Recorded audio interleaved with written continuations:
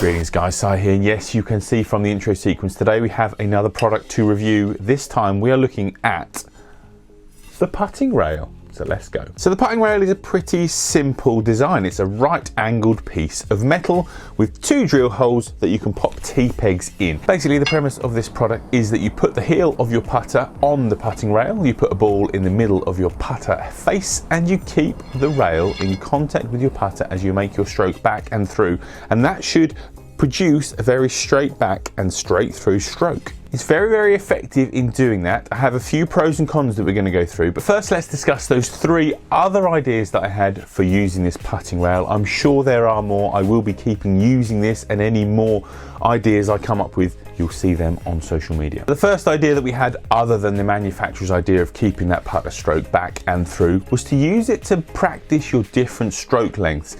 For me, I have 5 different stroke lengths that I use, and then I gauge the speed of a putting green and the speed of any putt based on those 5 different stroke lengths. It's something I've gone into in detail in other videos, but I really believe that it works well for me. And what I like to do is I like to put this putting rail up vertically, maybe stick a T-peg in the ground and then rest this against it, and then practice taking my backswing up to the rail and then through, and then moving the rail back a bit further and then making a longer stroke, and just practicing those different stroke lengths. I found it really powerful, and the fact that this was metal made me make sure that I didn't hit it. So yeah, a good kind of feedback orientated drill for you. Another really good feedback orientated drill, I was putting this putting rail 1 grips length behind the hole in the direction of play that I was coming at, as a barrier, as a visual representation of how hard I want to hit the putt. So I'm not trying to hit the putt to the hole that's 18 inches in front. I'm trying to hit the putt and speed the ball to that 18 inches past the whole distance. I found it, again, very visual, very nice to see that out in the distance and to remind me that I'm not trying to dive the ball at the hole. I'm trying to get it that 18 inches past, give it the best chance to go in the hole. The third idea, the third drill that I came up with, was to help me use it as, again, a visual representation of starting line and of break perception. So I found a left to right putt in the example that you're seeing on the screen now, and I put the putting rail directly in line with the hole, making sure that I could go round the left hand side of the rail and into the hole. It again gave me great feedback when I underread or underjudged the starting direction, because it would hit the rail or it would go below the rail. Obviously, if the ball drops below hole height, then it's always going to be curving away from the hole and going to give you less chance to go in the hole. So there we go, 4 ideas, the manufacturer's idea plus 3 ideas that I had. Now let's go through some pros and cons of the product itself. So the first pro for me is its size. It is super small, it's lightweight, it will fit in your golf bag nice and easily. However, because it's made of metal, it's actually going to be pretty sturdy. It's not going to break. It's not a flimsy feeling product. It looks like it's going to last. I've had this one rolling around in my golf bag and in the boot of my car for a little while, and it's got a few dinks and scratches, but it's certainly not damaged in any way and will keep on performing, I think, for a long time. I also like the idea of the 2 T-peg holes that the manufacturers have already drilled into this, so that you can keep the putting rail in a specific position and practice those strokes. I had a slightly left to right putt, so I aimed the rail just slightly on the left edge, and it was nice to know that I could work my putter up and down that angle and get the ball starting on my desired direction, as long as obviously I kept the face square to the target. It's a very versatile, well-built construction, nice and simple design. I like simple ideas for training and things that give us good feedback. Now, there are a few cons for me, and the first con is actually the same as the first pro, its size.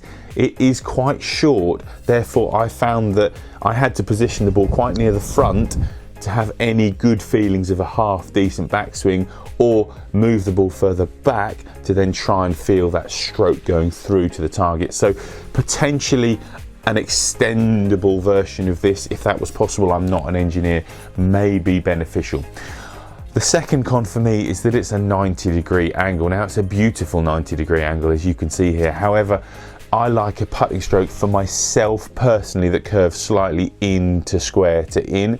And I use a training aid called the learning curve, the Stan Utley learning curve, and that has a 78-degree angle in the metal, and therefore when you keep the heel of the putter in contact, you're actually working the putter blade slightly into square to in. Personally, that is my favourite option. I think because we stand to the side of the golf ball, personally, I like a slightly in to square to in option. And so maybe that's somewhere these guys can develop an in to square to in version of this. I'm sure if they can manufacture a 90-degree angle, they can manufacture an 80-degree angle, for example, for those people that want that slightly in to square to in curvature. Now, I understand on a putt of this length, maybe you are going to be a bit more straight back and straight through, but certainly as the putter gets wider, we're also going to start to see that this potentially needs to be higher at the back end and the front end to allow the putter to go in.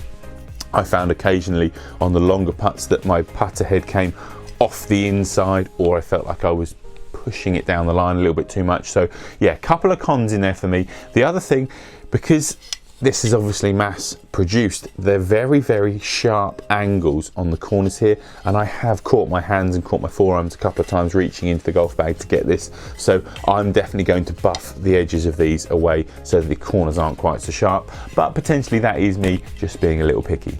So in submission, I would say this is a good product, has plenty of uses, certainly comes in a whole range of other colours as well. I didn't mention that earlier on, it does come in a nice range of colours. It can definitely be something that improves your putting, maybe not necessarily as much as the manufacturer intended, but potentially with those other drills that I've suggested there and other drills that I'm no doubt going to be coming up with in future uses and iterations of this one. I use it in my one-to-one and in my group coaching.